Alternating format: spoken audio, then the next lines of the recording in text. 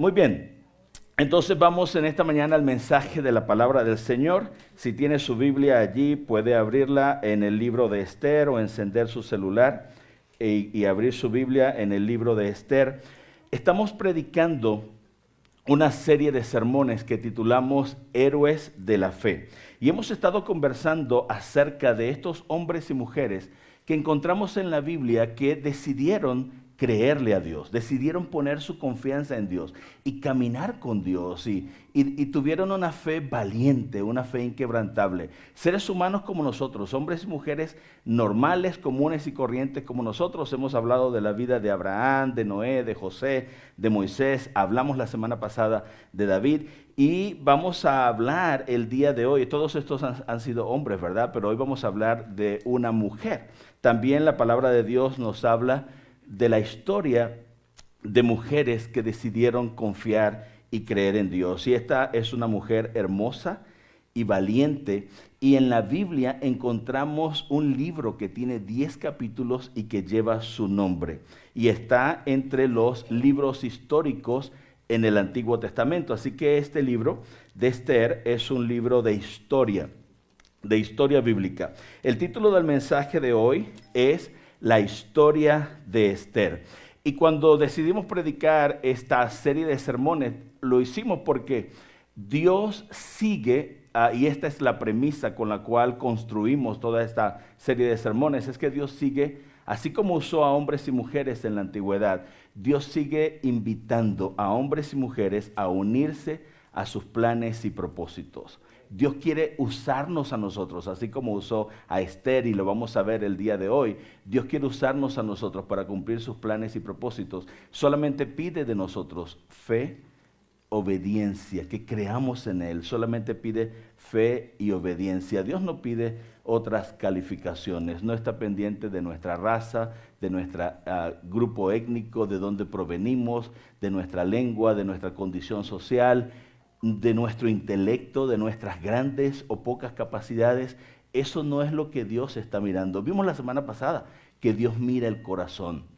Dios está interesado en nuestro corazón y está buscando a alguien que quiera creer en Él y obedecerle, y a esa persona Dios va a usar. Fíjense, entonces, esta Esther, en el libro de Esther, encontramos a esta gran heroína, valiente en la historia bíblica, y la vida de Esther está desarrollada en uno de los momentos más difíciles, más oscuros para el pueblo de Israel. Toda esta historia de 10 capítulos se desarrolla durante el dominio del imperio persa aqueménida. Si ha estudiado algo de historia universal, o si no, puede luego repasarlo.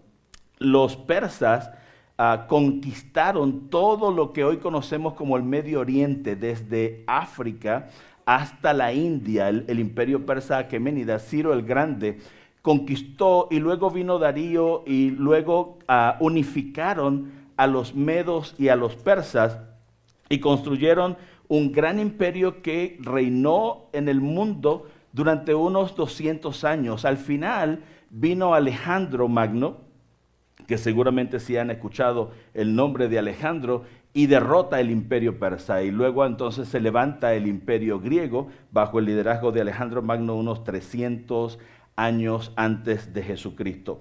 Entonces, en ese momento histórico, esta mujer, la reina Esther, una mujer hermosa, valiente, sabia, astuta, inteligente y con una fe inquebrantable. Toda su vida se desarrolla durante ese tiempo, durante la vida del rey Jerjes I, que fue hijo del rey Darío dentro del imperio persa. ¿Qué vamos a hacer hoy? Lo que vamos a hacer hoy es que vamos a ver dentro de este libro de Esther la fe de Esther. Y vamos a ver 3 características de la fe de Esther. Cómo decidió creer y confiar en Dios en medio de las circunstancias que vivió. Y la fe de Esther es sorprendente, y no solamente la fe de Esther, sino todo lo que está ocurriendo en este libro es sorprendente. Yo, durante toda esta semana, estuve leyendo 5 veces este libro. Toma 30 minutos. Si usted decide de leerlo durante la semana, toma 30 minutos leerlo. 5 veces lo leí. Pero antes de entrar en todo el cuerpo del mensaje, quiero darle 2 definiciones de fe. La primera es la definición bíblica de la fe. ¿Qué es lo que dice la Biblia acerca de la fe?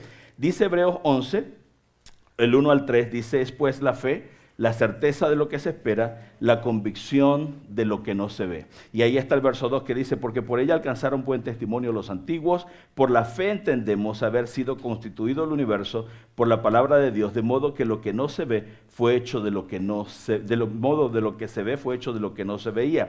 Y en el versículo 6 del mismo capítulo 11 de Hebreos dice que sin fe es imposible agradar a Dios, porque es necesario que el que se acerca a Dios crea que le hay y que es galardonador de los que le buscan. Entonces, la definición bíblica, teológica de fe es que la fe es la certeza, está ahí en la pantalla y está en sus boletines, es la certeza de lo que se espera, la convicción de lo que no se ve. Yo voy a traducir eso para darles una definición muy práctica de fe que pueden aprender y es tomado el contenido teológico de la definición de fe y puesto en palabras muy sencillas y prácticas, y es esta. La fe es creer que Dios hará lo que ha prometido.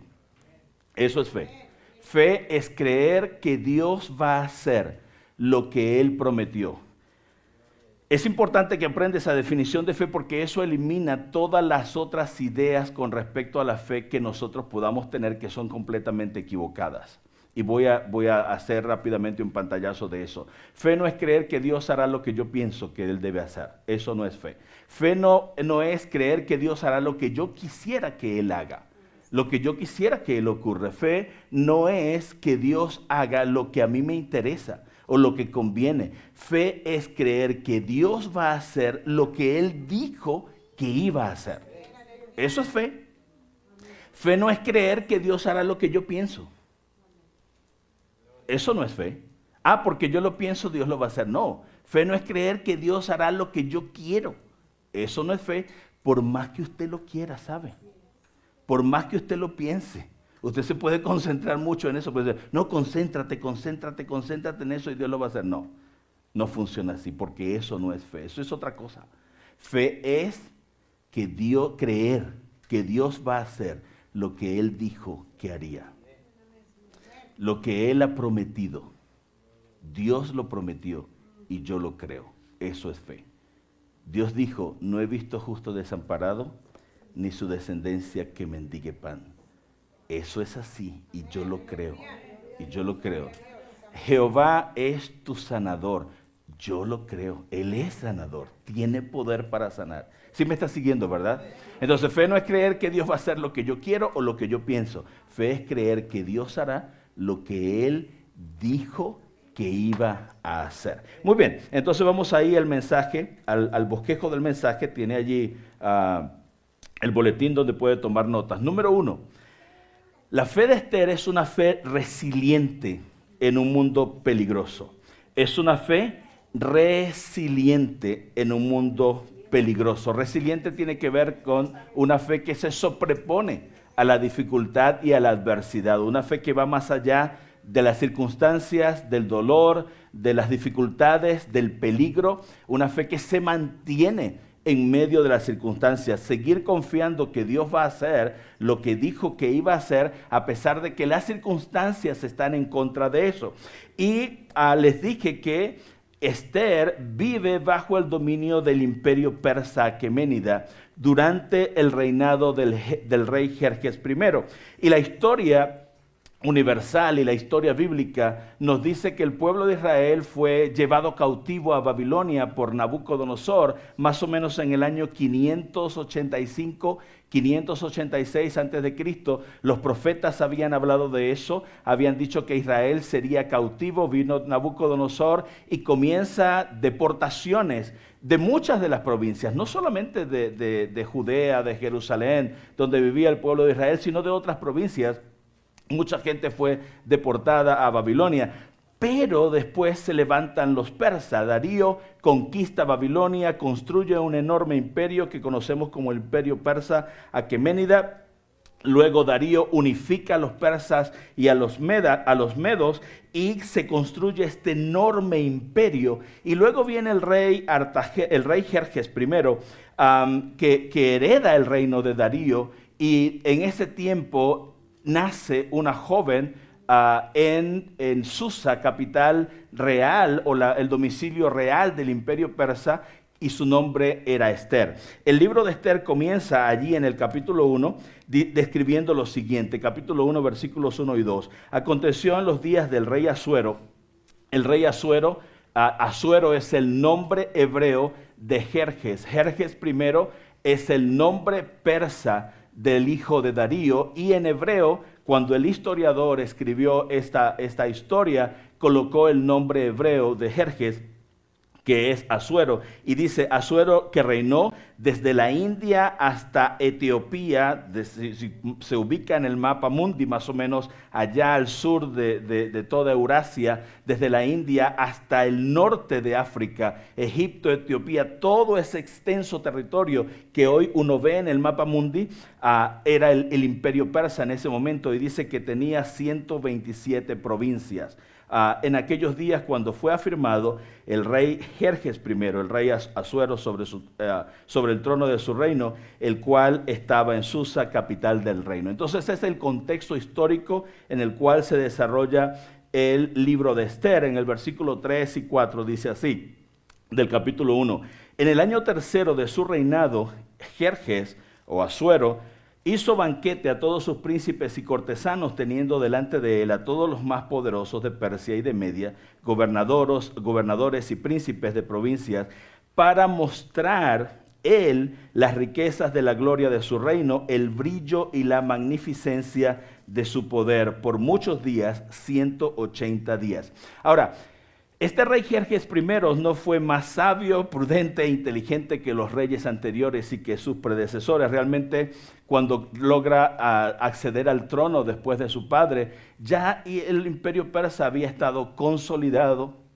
Llega en un momento del imperio de opulencia, de riqueza, un imperio totalmente construido, con una autoridad inmensa sobre el mundo, y Jerjes se dedica a celebrar la vida, se dedica a la pachanga, se dedica a hacer grandes banquetes y a mostrar el poder y la opulencia de su reino. Versículo 5 dice, y esto nos da, estos versículos que voy a leer rápidamente, nos da un contexto del momento en que Esther aparece en la historia.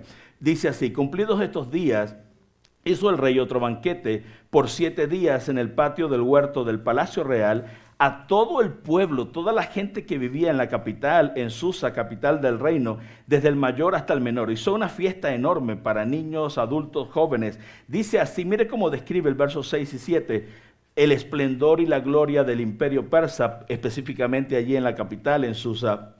El pabellón era blanco, verde y azul, tendido sobre cuerdas de lino y púrpura, en anillos de plata y columnas de mármol, los reclinatorios de oro y de plata, sobre losado de pórfido, de mármol y de alabastro y de jacinto, y daban a beber en vasos de oro. Nosotros usamos de esos desechables, y vasos de diferentes modelos unos y otros, y mucho vino real, del mejor, vino de la cosecha de los viñedos del rey, de acuerdo con la generosidad del rey. El verso 9 dice, asimismo la reina Vasti hizo también banquete para las mujeres en la casa del rey Asuero. Miren, este tema no lo voy a abordar en el sermón, pero durante este momento histórico hay un gran conflicto entre el feminismo y el machismo. Está allí en el libro, no lo voy a abordar, decidí solamente mencionarlo, porque todo esto se da en un conflicto donde la historia universal no está en la Biblia, pero la historia universal, cuando uno, dije que no me iba a meter mucho en esto, pero cuando uno estudia historia universal del imperio persa aqueménida, la historia de la reina Vasti es tan interesante como la historia de Esther. La reina Vasti fue una reina muy poderosa, controlaba completamente el imperio, tenía una red de espías en todas las provincias, era el rey y el poder detrás del rey. Y había una enemistad enorme en contra de esta reina. Esto es lo que voy a decir. No fue usada por Dios, Esther fue usada por Dios, pero estúdielo, porque esos son información importante que nos ayuda a entender lo que está ocurriendo. Por eso Y dije que iba a mencionar solamente eso porque eso nos ayuda a entender lo que ocurre luego con la reina Vasti. Versículo 10, el séptimo día, estando el corazón del rey alegre del vino, le traduzco eso, estando el rey borracho, mandó a Meumán, Bizta, Harbona, Bigta, Abacta, Setar y Carcas, 7 eunucos que servían delante del rey Asuero, que trajesen a la reina Vasti a la presencia del rey con la corona regia para mostrar a los pueblos y a los príncipes su belleza, porque era hermosa. Se da cuenta que el rey Asuero o rey Jerjes no era inteligente y sabio, aquí borracho toma una decisión que luego ocurre un conflicto que estaba ahí debajo de la superficie en toda la política del imperio persa. Versículo 12, mas la reina Vasti no quiso comparecer a la orden del rey enviada por medio de los eunucos, y el rey se enojó mucho, le digo que no era muy sabio, y se encendió en ira. La reina Vasti pierde la corona, pierde el trono por culpa de no querer. Si está leyendo conmigo, el rey hace una fiesta, la reina aparte hace su propia fiesta para las mujeres. Les dije, hay un conflicto machismo-feminismo en el imperio persa. Y lo que ocurre es que se le aconseja, si sigue leyendo los pasajes en el libro, los príncipes, los principales dentro del imperio le recomiendan al rey que elimine a Vasti del imperio. Esa recomendación lo que es una evidencia del conflicto político que había en el imperio persa, y en ese mundo se desarrolla la historia de Esther. Ahora, Esther era una jovencita judía exiliada de una familia pobre, era huérfana y había sido adoptada por su primo adulto que se llamaba Mardoqueo. Es lo que dice el capítulo 2, versículos 5 y 7. Dice, había en Susa, residencia real, un varón judío cuyo nombre era Mardoqueo, hijo de Jair, hijo de Simei, hijo de Cis, del linaje de Benjamín, el cual había sido transportado de Jerusalén con los cautivos que fueron llevados con Jeconías, rey de Judá, a quien hizo transportar Nabucodonosor, rey de Babilonia. Y había criado a Adasa. Adasa es el nombre hebreo de Esther. Esther es el nombre persa de esta muchacha, de esta niña. Dice el verso 7, es decir, Esther, hija de su tío, porque era huérfana y la joven era de hermosa figura y de buen parecer. Cuando su padre y su madre murieron, no sabemos cómo murieron, tal vez en el proceso del exilio o estando allí en Persia, en Susa, capital del imperio, pudieron haber muerto. Pero Mardoqueo adopta a la niña como hija suya y crece esta muchacha. Ahora, lo que dice la Biblia y lo que sorprende es que esta muchacha, a pesar de todas las circunstancias adversas, siguió creyendo en Dios. Y por eso hablo de una fe resiliente, una fe que se sostiene en medio de la adversidad, en medio de un mundo peligroso, en medio de un mundo conflictivo. Esta muchacha mantiene su fe, la fe de sus padres, la fe de sus abuelos, la fe de su tío Mardoqueo. La fe de Esther y la fe del pueblo judío y la fe de Mardoqueo es una fe resiliente que sobrevive al tiempo y a la adversidad. Y una fe resiliente es aquella que se mantiene y se sostiene a pesar del dolor y del sufrimiento. Solamente como una referencia, miren lo que dice el Salmo, capítulo 137. Hay varios salmos que se escribieron durante el exilio en Babilonia, cuando los judíos estaban dispersos, y este Salmo 137 en particular, todo el Salmo, describe la experiencia de los judíos en el exilio, y dice, junto a los ríos de Babilonia nos sentábamos a llorar al acordarnos de Sión, sobre los sauces de la ciudad colgábamos nuestras arpas. Los que nos capturaron nos pedían que cantáramos. Nuestros opresores, es decir, quienes nos habían llevado cautivo, nos pedían estar contentos y decían, canten algunos de sus cánticos de Sión. Se da cuenta que la vida durante el exilio para el pueblo de Israel fue triste, dolorosa. Este es un salmo deprimente. Lo que dice es que junto al río nos sentábamos a llorar para recordar. Yo no sé cuándo usted se ha sentado por ahí en alguno de los ríos. Aquí no hay mucha agua, ¿verdad? Por aquí. Pero en el parque o en alguna de las plazas a llorar recordando su pueblo.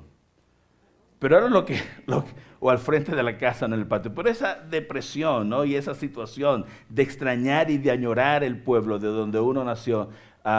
Yo cuando salí como misionero, una cosa que hacía y dejé mi pueblo y mi ciudad, es que cuando recordaba en mi mente, recorría las calles de la ciudad.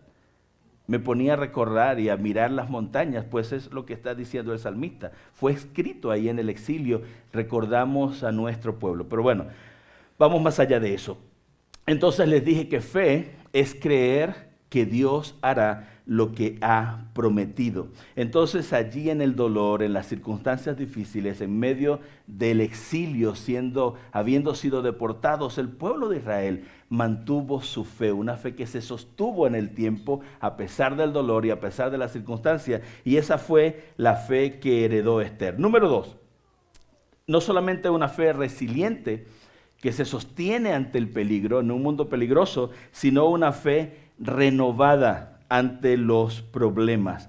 Una fe renovada ante los problemas. Una fe que se renueva en medio de la dificultad. Una fe que crece. Una fe que florece en el corazón y no solamente se sostiene, sino que se hace fuerte en el corazón aún enfrentando problemas. Entonces, lo que nos dice el libro de Esther es que Esther asciende al poder en el imperio persa de una forma disruptiva, de una forma poco usual. Más o menos le voy a contar un poco de la historia.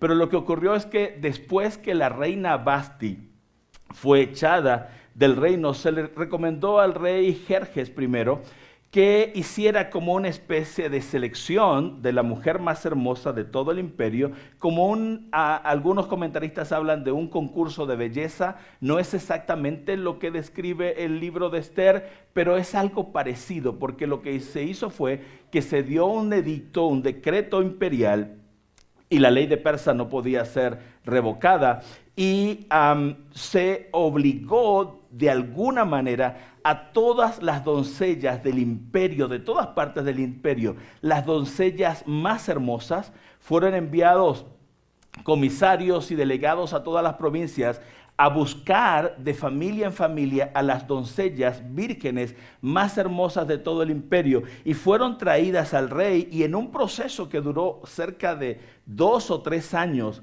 más o menos, fueron cuidadas y educadas por los eunucos en el palacio real. Y de estas mujeres, de estas doncellas, Dios coloca a Esther. Esther también es obligada a ir al palacio para este proceso, y el rey se enamora de Esther. Y de esa forma Esther asciende al poder y es coronada como reina de Persia en lugar de la reina Vasti. Ahora, cuando uno está leyendo este libro de Esther, y le recomiendo que lo lea, son 10 capítulos y toma exactamente 30 minutos. Cuando uno está leyendo este libro de Esther, uno cree o tiene la sensación, si no conoce algunos detalles que les estoy mencionando, tiene la sensación como que estos fueran circunstancias o eventos al azar que van ocurriendo. Pero no es así. Dios está obrando en la historia. Y al final le voy a dar un dato que es la clave para interpretar todo el libro. Si quiere entender el libro de Esther, le voy a dar la clave para interpretar todo lo que está ocurriendo y por qué fue escrito el libro de Esther. Fíjese lo que dice Esther 2, versículos 8 al 11. Sucedió pues que cuando se divulgó el mandato y decreto del rey, y habían reunido a muchas doncellas en Susa, las más hermosas, en la residencia real, a cargo de Hegai, el eunuco de las mujeres del rey, Esther también fue llevada a la casa. Fíjense que dice, Esther también fue llevada. No era algo de participación voluntaria, sino de participación obligatoria de las más hermosas doncellas de Persia. Y de los persas y los medos y todas las provincias que habían conquistado, al cuidado de Hegai, guarda de las mujeres del rey. Y la doncella agradó a sus ojos, al mismo eunuco. Le dijo, tiene porte de reina, y halló gracia delante de él, por lo que hizo darle prontamente atavíos y alimentos, y le dio también 7 doncellas especiales de la casa del rey, y la llevó con sus doncellas a lo mejor de la casa de las mujeres. Entonces uno dice, pues le cayó bien, pero Dios está obrando y pone gracia en la vida de esta muchacha. Dice el verso 10, Ester no declaró cuál era su pueblo ni su parentela, porque Mardoqueo le había mandado que no lo declarase. Eso es una evidencia de un conflicto que estaba ahí debajo de la superficie, un conflicto racial, un conflicto étnico, cuando tú tienes que ocultarte y no decir de dónde eres y cuál es tu procedencia, es porque hay cierto temor de algo que estuviera pasando. Versículo 11, y cada día Mardoqueo se paseaba delante del patio de la casa de las mujeres para saber cómo le iba a Ester y cómo la estaban tratando. Voy a terminar esto y luego voy a darles la clave de la interpretación. Fíjense cómo termina la historia, capítulo 2, versículos 15 al 18. Cuando le llegó a Ester, la hija de Abihail, tío de Mardoqueo, quien le había tomado por hija cuando llegó a Ester, el tiempo de venir al rey.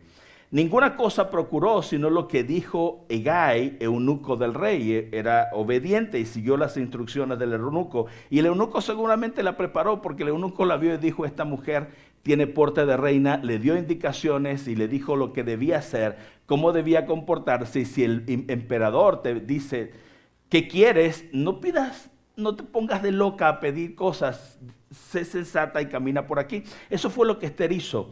Dice, ganaba Ester el favor de todos los que la veían. Se llama eso gracia de Dios. Versículo 16. Fue pues Ester llevada al rey Asuero a su casa real en el mes décimo, que es el mes de Tebet, en el año 7 de su reinado. Se da cuenta el tiempo que había pasado, cuántas muchachas habían ido. Versículo 17. Y el rey amó a Ester más que a todas las otras mujeres, y halló ella gracia y benevolencia delante de él, más que a todas las demás vírgenes, y puso la corona real sobre su cabeza y la hizo reina en lugar de Vasti.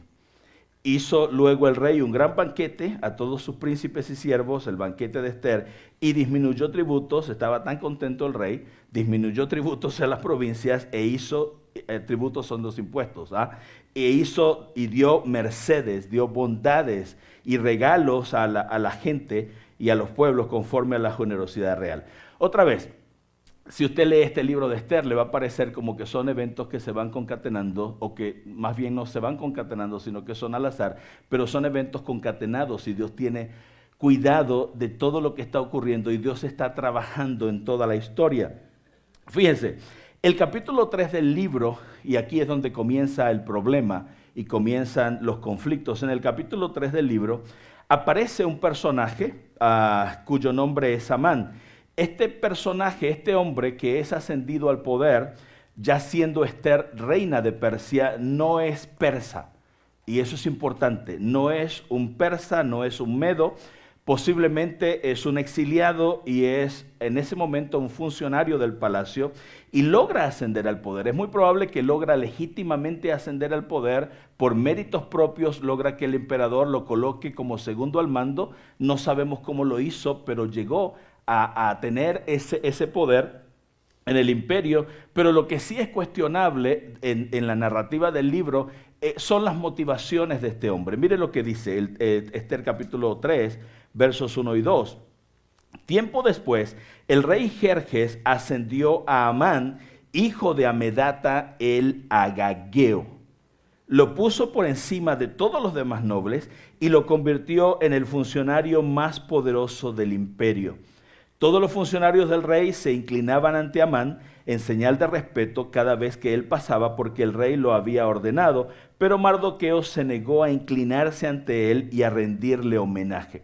Aquí comienzan los problemas. Con el ascenso de Amán al poder comienzan los problemas no solamente para Ester, sino para todo el pueblo judío.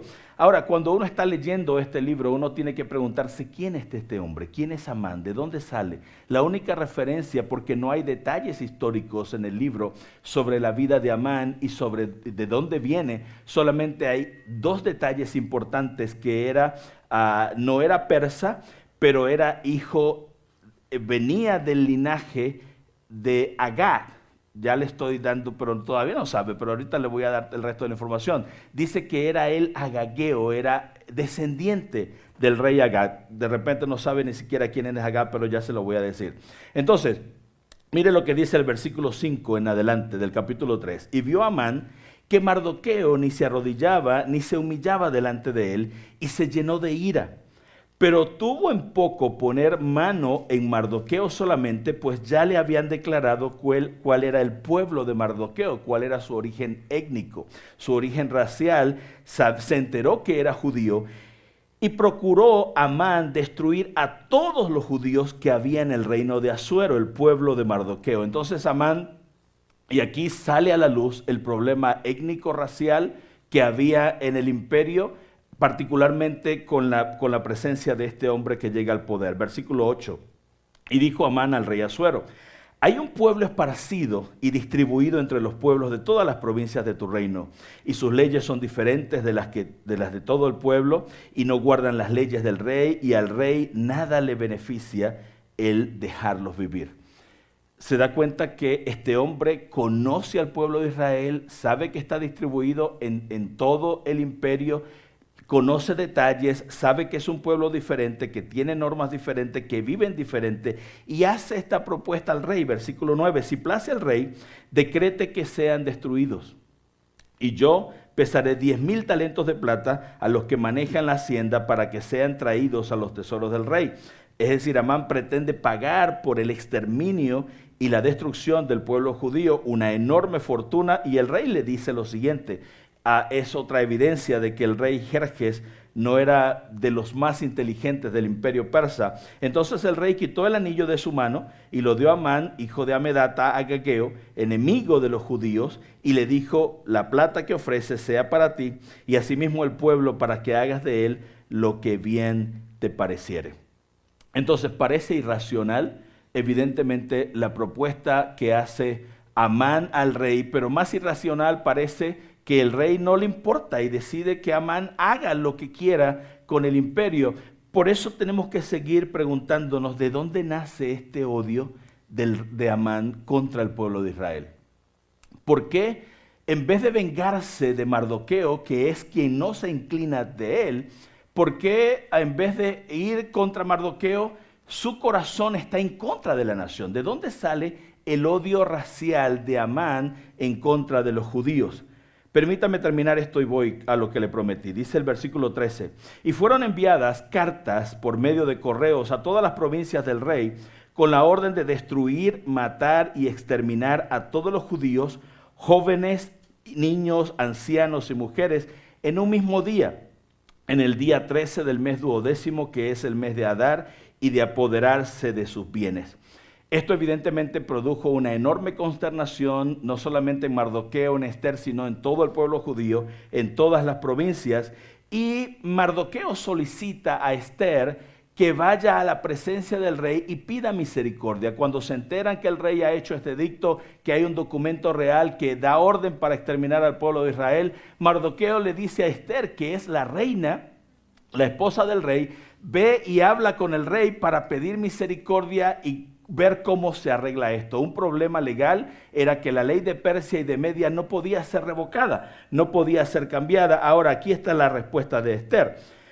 Versículo 10 y 12 del capítulo 4. Entonces Ester dijo a Atac que le dijese a Mardoqueo: todos los siervos del rey y el pueblo de las provincias del rey saben que cualquier hombre o mujer que entra en el patio interior para ver al rey sin ser llamado, una sola ley hay respecto a él: ha de morir, salvo aquel a quien el rey extendiere el cetro de oro, el cual vivirá, y yo no he sido llamada para ver al rey en estos 30 días, un mes, que el rey ni siquiera sabe de mí. Y dijeron a Mardoqueo las palabras de Ester. Ahora vea lo que Mardoqueo responde en el versículo 13 y 14. Entonces Mardoqueo dijo que respondieran a Ester: no pienses que escaparás en la casa del rey más que cualquier otro judío. Ester era judía y la ley había determinado que todos los judíos debían ser exterminados. No importa cómo se vistiera, no importa cuánto dinero tuviera, no importa cuántas propiedades tuviera, no importa si era rey o reina, príncipe o princesa, tenía que morir. Por eso Mardoqueo le dice: No pienses que escaparás en la casa del rey más que cualquier otro judío. El problema no era la posición, las riquezas, el problema era el origen étnico. Si eras judío debías morir. Porque si callas absolutamente en este tiempo, Dios enviará respiro y liberación de alguna parte. Dice, respiro y liberación vendrá de alguna otra parte para los judíos. Mardoqueo sabe que Dios iba a cumplir sus promesas. Dios nos va a proteger de alguna u otra manera. Dios va a hacer algo, vamos a ser salvados. Mas tú y la casa de tu padre pereceréis. ¿Y quién sabe? Y esta es la pregunta más importante o la frase más importante de todo el libro.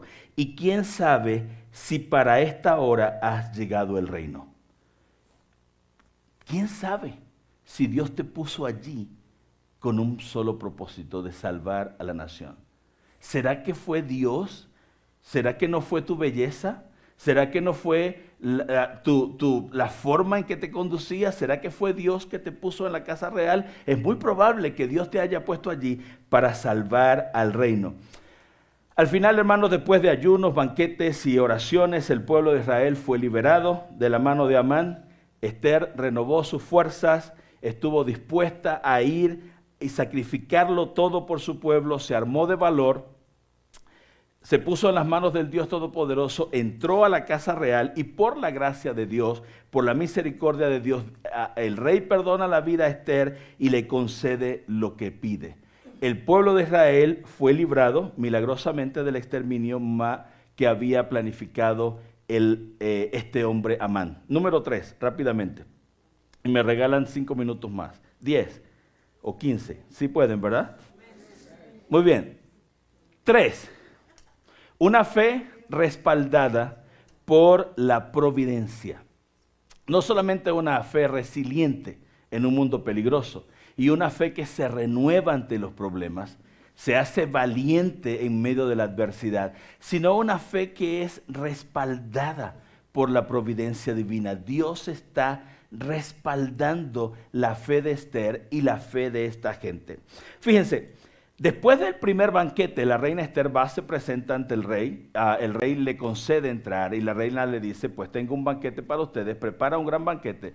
Después de este gran banquete, Amán está listo para ejecutar a Mardoqueo y para llevar adelante el plan de exterminio del pueblo de Israel. Y aquella misma noche, pues después que salen del banquete, ocurre lo siguiente, capítulo 6 de Esther, versículos 1 al 3. Aquella misma noche, después del primer banquete, mientras Amán está ardiendo de ira en su cama, planificando la muerte al día siguiente de Mardoqueo, el rey Jerje está en su cama y perdió el sueño. Uno dice, pues casualidad. No, Dios está obrando. Dice, aquella misma noche se le fue el sueño al rey y dijo que le trajesen el libro de las memorias y crónicas y que las leyeran en su presencia para dormirse. Entonces, hallando escrito que Mardoqueo había denunciado el complot de Bigtán y de Teres, 12 eunucos del rey de la guardia de la puerta, que habían procurado poner mano en el rey Asuero, y dijo el rey, ¿qué honra o qué distinción se hizo a Mardoqueo por eso? Y le respondieron los que estaban allí, los servidores del rey, nada se hizo con él.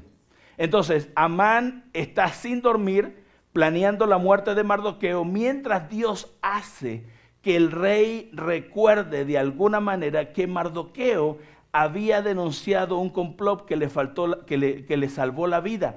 Y el rey dice, ¿y qué hicimos con Mardoqueo? Pues no hicimos nada. Entonces el rey, al día siguiente, cuando Amán viene para pedir permiso y asesinar a Mardoqueo, Amán viene a la presencia del rey y el rey, en vez de escuchar a Amán, lo espera con una pregunta y el rey le dice, ¿qué se hará al hombre cuya honra desea el rey? ¿Deseo honrar a alguien? ¿Qué deberíamos hacer? Le pregunta el rey a Amán y Amán se dice a sí mismo, dentro de sí, ¿a quién desearía el rey honrar sino a mí? Yo soy aquella persona.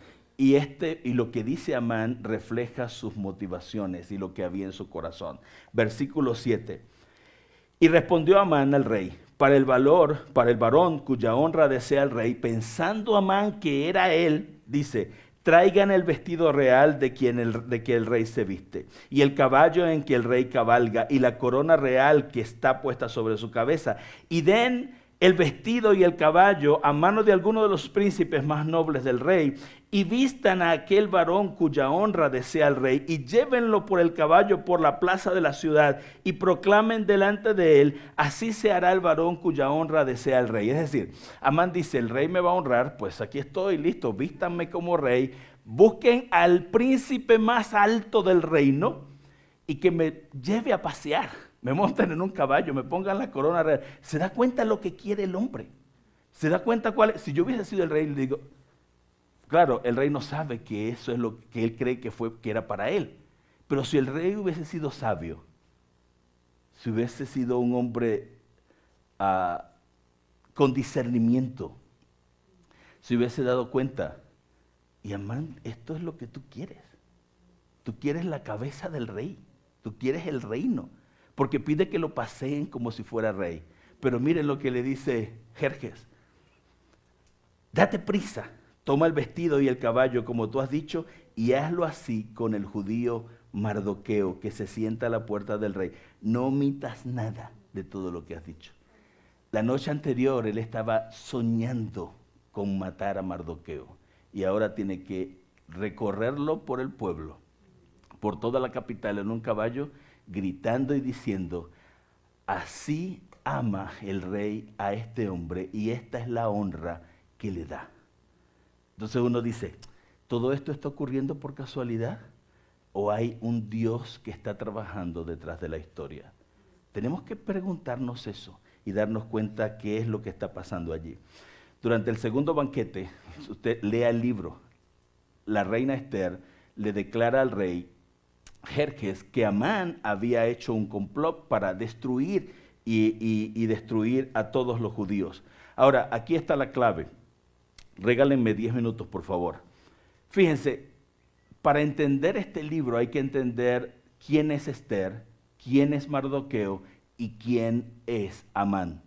Pero para entender eso tenemos que ir 500 años antes de lo que está ocurriendo durante la historia del rey Jerjes, durante la historia de Amán, de Mardoqueo y de Esther. Dios le había dicho al rey Saúl que porque el pueblo de Amalec, los amalecitas, durante el éxodo, cuando el pueblo de Israel, es decir, no solamente ir 500 años antes, sino con la referencia de ir más atrás en el tiempo, cuando el pueblo de Israel sale de Egipto, Amalec hace guerra contra Israel. Está allí en Éxodo capítulo 17. Pero Amalec ataca al pueblo de Israel en un principio el flanco más débil, la retaguardia, y mató a una enorme cantidad de mujeres, de ancianos, de niños y de enfermos. Amalec atacó a los desvalidos, y Dios le dijo al pueblo de Israel y le dijo a Moisés: un día Amalec pagará por la maldad que hizo contra el pueblo de Israel. Luego en la historia le dice Dios a Saúl que debe ir a hacer guerra con Amalec y debe destruir a los amalecitas.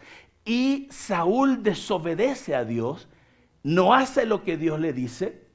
Eso le costó la corona al rey Saúl. Por eso Dios levanta a David como rey de Israel, y está allí en primera de Samuel, capítulo 15, versículos 7 al 9, dice así, primera de Samuel 15, 7 al 9. Luego Saúl mató a los amalecitas desde Avila hasta llegar a Sur, al oriente de Egipto. Capturó a Agag, el rey amalecita, de quien es descendiente Amán.